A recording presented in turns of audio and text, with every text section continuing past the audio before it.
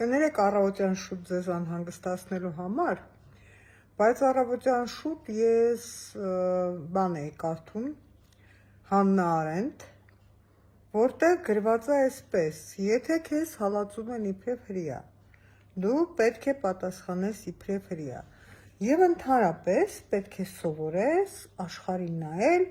հրեայի աչքերով։ Ու իմ մոտ հարց առաջացավ,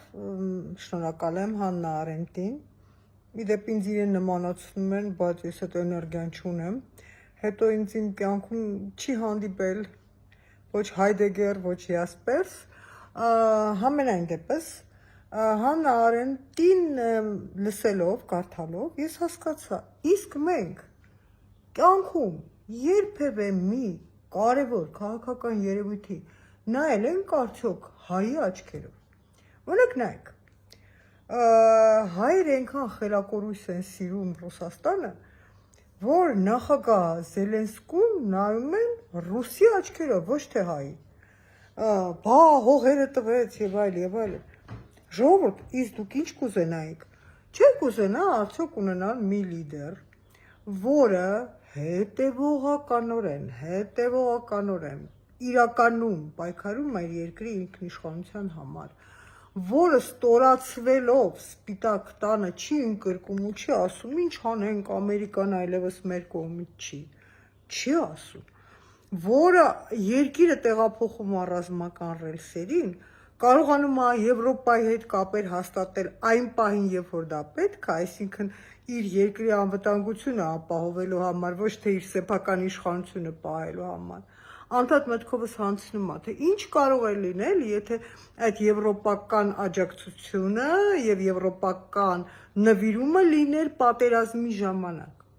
Ով գիտի, չէ՞ որ Մակրոններ զենք առաջարկում, չէ՞ որ Թրամփներ խաղաղապահ առաջարկում, չէ՞ այդ ժամանակ որ պետք է պատերազմը տանուլ տալ, Եվրոպան ու Ամերիկան մոռացել էինք, չէինք նայում հայի աչքերով։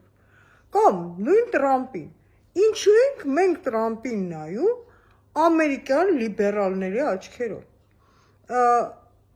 Տրամփը իր երկրի համար կուզենայիք ունենայիք մեկին, որ այդպես հետևողականորեն պայքարել, այն նրա համար, որ իր երկիրը թեկուզ չգիտեմ ինչի գնով խմելու ջուր ունենա, բա Գրենլանդիայի կռիվի ինչի շուրջն է, որ իր երկրի սահմանները լինեն այնքան ապահով, որ կարողանա ինքը 5 օրում Վենեսուելան գրավի, չգիտեմ քանի օր է հստակ, բայց գուցե եւ մի օրում։ Այո, սխալ է, բայց ինչու եք նայում ամերիկյան լիբերալների աչքերով, ինչու չեք նայում հայերի աչքերով, նույն Իսրայելին, ինչի եք նայում պաղեստինցիների աչքերով, կուզենեք լինեք այսքան պուճուր երկիր,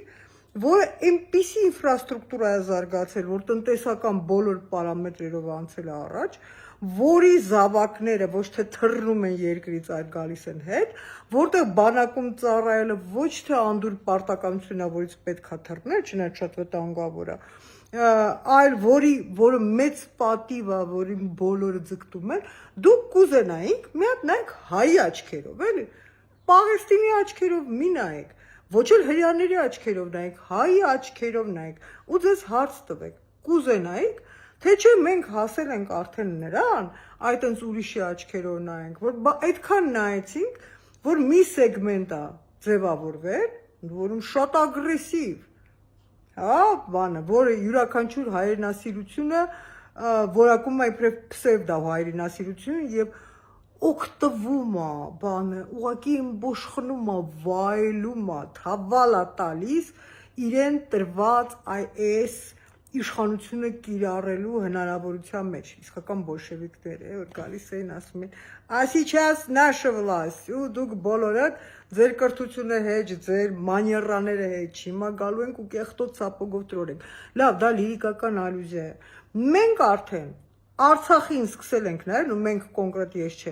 բայց որոշակի սեգմենտ, Արցախին նայում են ադրբեջանցու աչքերով,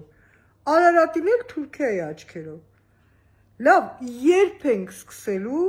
նայել երևույթին Հայաստանի հայի աչքերով։ Այ դա ինձ շատ հետաքրքիր է։